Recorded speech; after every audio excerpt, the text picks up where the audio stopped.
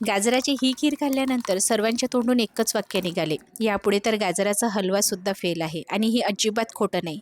गाजराच्या हलव्यापेक्षा कितीतरी पटीने चविष्ट लागणारी ही खीर बनवायला खूप सोपी आहे. म्हणजे हलवा बनवण्यासाठी जी तासनतास मेहनत घ्यावी लागते ना, ती इथे अजिबात घ्यावी लागत नाही. आणि चवीला म्हणाल ना तर 200% जास्त चविष्ट लागते हलव्यापेक्षा. आता गाजराची खीर असो किंवा हलवा असो, त्यासाठी लाल कलरचे गाजर बेस्ट असतात. हे हिवाळ्यामध्येच मिळतात. आणि ही गाजर चवीला खूप गोड असतात. जे नारंगी रंगाचे असतात ना, ते वापरायचे नाही. असे लाल रंगाचे वापरायचे. आणि हिवाळ्यामध्येच हे जास्त पिकतात, त्यामुळे हिवाळ्यामध्येच गाजराचा हलवा म्हणा किंवा खीर जास्त बनवल्या जाते. गाजर असे सोलून घ्यायचे. आता देठाकडचा भाग आणि मागचा भाग थोडा कट करून घ्यायचा आहे. मी गाजर तुम्हाला मधून कट करून दाखवते आहे, म्हणजे तुम्हाला कळेल कुठलं गाजर निवडायचं. ज्या गाजरामध्ये पांढरा भाग कमी असतो ते गाजर चवीला खूप गोड असतात. हलवा बनवायचा असेल, खीर बनवायचं असेल तर असेच गोड गाजर वापरायचे, म्हणजे चवीला छान बनते. आता ग्रेटर वापरत असताना मोठ्या साईजचं जे ग्रेटर आहे त्याचा वापर करायचा. बारीक ग्रेटरचा वापर करायचा नाही. खीर छान लच्छेदार बनते, दिसायलाही छान दिसते, खात असतानाही मस्त लागते. आणि जेव्हा आपण शिजवतो ना, तेव्हा ती पूर्णपणे मॅश होत नाही. त्यामुळे असं मोठ्या आकाराचं ग्रेटर वापरायचं. आणि बरेच जणांना हलवा बनवत असताना, खीर बनवत असताना कुकरमध्ये वाफवून घेतात, मॅश करून घेतात. पण ही शॉर्टकट मेथड ना फक्त बनवण्यासाठी सोपी असते, पण त्यामुळे चवीमध्ये बराचसा फरक पडतो. त्यामुळे तुम्ही थोडी जर मेहनत घेत असाल ना, तर खीर म्हणा किंवा हलवा अगदी परफेक्ट बनतो. तर मी ग्रेटरनी ही ग्रेट करून घेतलेलं आहे. अर्धा किलो गाजर आपण घेतलेले होते, त्यासाठी आपल्याला 1 लिटर दूध लागणार आहे. दूध म्हशीचं वापरा, दाटसर वापरा. छान दाटसर अशी खीर तयार होईल. चला आता एक पातेलं घ्यायचं आहे. यामध्ये मी 2 चमचे साजूक तूप घालणार आहे. तुपाचा वापर तुम्ही यापेक्षा जास्त करू शकता, जर तुम्हाला आवडत असेल तर. मी 2 चमचे तूप घातलेलं आहे. आता यामध्ये मी काही ड्रायफ्रुट्स घालते आहे, जसे काजू, बदाम, किशमिश. हे 2 ते 3 मिनिटासाठी तुपामध्ये परतून घेऊ. तर बघा किशमिश जो आहे ना, तो फुलायला लागला, की आपण हे सर्व बाहेर काढून घेऊया. असे भाजून घेतले ना ड्रायफ्रुट्स तर चवीला छान लागतात. चला आता याच तुपामध्ये मी किसून ठेवलेला गाजर घालणार आहे. गाजर घालत असताना गॅसची फ्लेम लो ठेवायची, कारण अजूनही गाजराला पाणी सुटलेलं नाही आहे. पाणी सुटायला लागलं की मग तळाशी चिकटणार नाही. पण सुरुवातीला कोरडा आहे ना गाजर, त्यामुळे चिकटून जळून जाऊ शकतो. म्हणून गॅसची फ्लेम अगदी लो ठेवायची.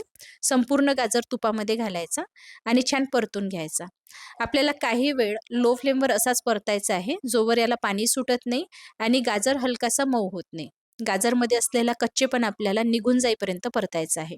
तर अशा पद्धतीने 2 ते 3 मिनिटासाठी मी परतून घेतलेलं आहे. बघा तुम्ही गाजरचे लच्छे जे आहेत ना, ते असे ओलसर दिसते आहे आणि मऊसुद्धा पडलेले आहे. आता अर्धा किलो गाजरासाठी मी 50 ग्रॅम साखर वापरलेली आहे. तुम्ही 10-20 ग्रॅम अजूनही वाढवू शकता. गोडाचं प्रमाण तुमच्या आवडीनुसार कमी जास्त करा.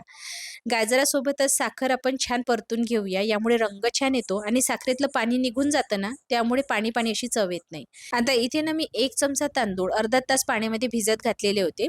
हे तांदूळ आपल्याला मिक्सरला वाटून घ्यायचे आहे आणि नंतर खीरमध्ये आपण वापरणार आहोत. त्यामुळे खीरीला टेक्स्चर खूप मस्त येतं आणि खीर दाटसर सुद्धा बनते.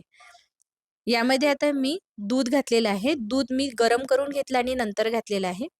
छान मिसळून घ्यायचं.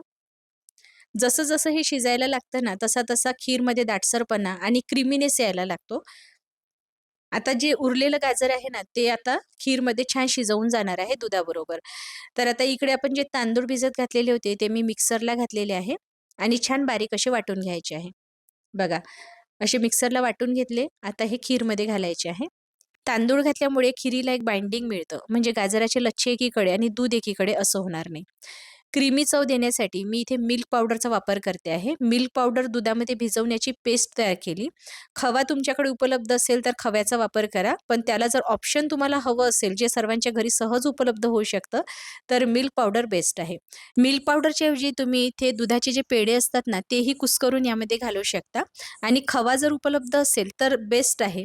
मग तुम्हाला मिल्क पावडर किंवा पेढे घालण्याची गरज नाही. तसं तर यामध्ये खोयाच घातला जातो. पण सर्वांच्या घरी खोया वेळेवर उपलब्ध नसतो. त्यामुळे मिल्क पावडर हे बेस्ट असतं साठवण्यासाठी सुद्धा, वापरण्यासाठी सुद्धा. आणि पेढे जर उपलब्ध असतील तर पेढ्याचा वापर करा. यामध्ये आता काही ड्रायफ्रुट्स ना मी असे कट करून सुद्धा घातलेले आहे.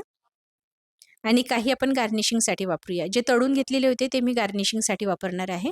वेलची पूड घालायची, छान मिसळून घ्यायचं. आता खीर जी आहे ना आपल्याला झाकून काही वेळ शिजवायची आहे. तांदूळ घातलेले होते आपण, त्याचबरोबर जे गाजर आहेत ते सुद्धा छान शिजायला हवे. त्यासाठी आपल्याला झाकण ठेवून ही खीर शिजवायची आहे. गॅस मंद आचेवर ठेवायचा आणि झाकण कडेवर ठेवायचं आहे. बघा खीर जी आहे ना ती दाटसर व्हायला लागलेली आहे. मस्त क्रीमी अशी खीर तयार झालेली आहे. ही खीर तुम्ही एकदा जर का चाखाल ना, तर तुम्ही सुद्धा हेच म्हणाल, की गाजराच्या हलव्यापेक्षा ही खीर कितीतरी पटीने चविष्ट लागते. विशेष म्हणजे मेहनत खूप कमी घ्यावी लागते. सर्वात शेवटी घालायचं 1 चमचा साजूक तूप. मस्त दाटसर, रिच, क्रीमी अशी गाजराची खीर इथे तयार झालेली आहे.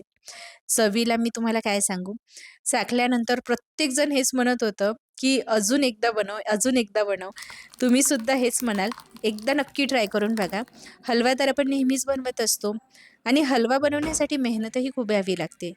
ही खीर कमी मेहनतमध्ये, कमी वेळामध्ये, कमी साहित्यामध्ये तयार होते आणि चवीला खरंच खूप मस्त लागते. वेळेवर तुम्हाला कुठला गोडाचा पदार्थ बनवायचा असेल ना, तर ही खीर बनवायला फार सोपी आहे. ट्राय नक्की करून बघा. गाजराची ही आगळी-वेगळी खीरची रेसिपी तुम्हाला कशी वाटली मला कमेंट करून नक्की कळवा आणि अशाच नवनवीन रेसिपी जर तुम्हाला पुढेही बघत राहायच्या असेल तर घरोघरी अन्नपूर्णा या यूट्यूब चॅनललाही सबस्क्राईब करा आणि फेसबुक पेजला फॉलो करायला विसरू नका. लवकरच भेटूया. तोवर हा व्हिडिओ बघण्यासाठी तुमचे मनःपूर्वक आभार.